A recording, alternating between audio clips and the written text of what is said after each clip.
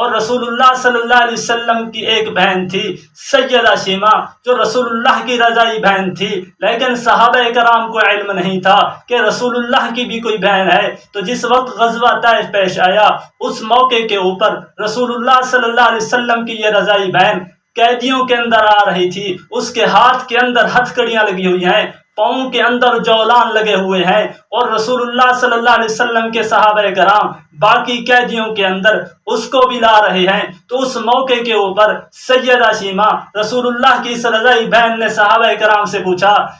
ہمیں کہاں لے کر جا رہے ہو؟ تو صحابہ کرام نے بتایا، ہم اپنے سردار کے پاس، ہم اپنے آقا کے پاس، محمد الرسول اللہ کے پاس آپ لوگوں کو لے کے جا رہے ہیں۔ تو اس موقع کے اوپر سیدہ شیمہ نے کہا، اچھا تم میرے بھائی محمد الرسول اللہ کے پاس ہمیں لے جا رہے ہو؟ تو صحابہ کرام نے آ کے اللہ کے پاک پیغمبر کو بتایا کہ اللہ کے رسول، ایک عورت ہے، اس کے ہاتھ کے اندر ہتھکڑیاں لگی ہوئی ہیں، اس کا نام شیمہ ہے، اور اس کے پاؤں کے اندر جولان لگے ہوئے ہیں، اس کے بال بکھرے ہوئے ہیں۔ اللہ کے پاک پیغمبر، وہ عورت کہتی ہے میں تمہارے سردار محمد الرسول اللہ کی بہن ہوں۔ تو اللہ کے پاک پیغمبر سرکار دو عالم صلی اللہ علیہ وسلم اس کے استقبال کے لیے بھی کھڑے ہو جاتے ہیں، اور جس وقت سیدہ شیمہ رسول اللہ کے دربار کے اندر پہنچی تو اللہ کے پاک پیغمبر سرکار دو عالم صلی اللہ علیہ وسلم کی ذات نے اس کے استقبال کے لیے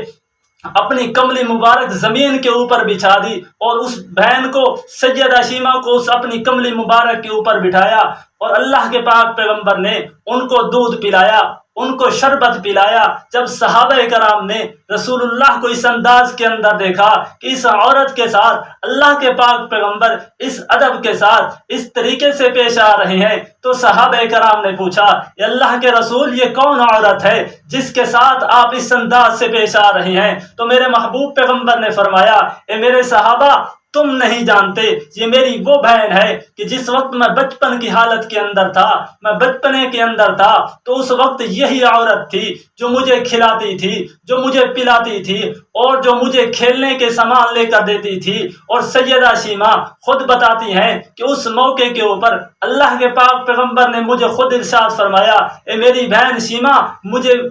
میرے صحابہ کرام کو میرے وہ بچپن کے حالات تو بتا۔ تو سیدہ شیمہ نے بتایا، یہ محمد وہ ذات ہے، یہ محمد وہ شخص ہے کہ جس وقت یہ بچپن کے عالم کے اندر تھا، اس کی چھوٹی سی عمر تھی، تو اس وقت میں بکریاں چرانے کے لیے اپنے اس بھائی محمد کو ساتھ لے جاتی تھی، اور اس کی وجہ بھی بتا دی کہ جس وقت میں بکریاں چرانے کے لیے اس محمد اپنے بھائی کو ساتھ لے جاتی، تو اس وقت بادل میرے اوپر سایہ کرتے تھے، مجھے دھوپ نہیں لگتی تھی، اور بکریاں بھی جلدی چر کے آ کر محمد الرسول اللہ کے چہرے کا دیدار کرتی تھی، اور میں بھی باقی وقت کے اندر محمد الرسول اللہ اپنے اس بھائی کا چہرہ دیکھتے رہتے تھے۔ اور سیدہ شیمہ نے بتایا کہ یہ محمد تو وہ شخص ہے کہ جس وقت کسی درخت کے پاس میرا یہ بھائی محمد گزرتا تھا تو درخت بھی اس کے اوپر جھک جایا کرتے تھے، اس کو سلام کیا کرتے تھے۔ یہ محمد الرسول اللہ صلی اللہ علیہ وسلم کی ذات تھی کہ جس نے بہن کے ساتھ بھی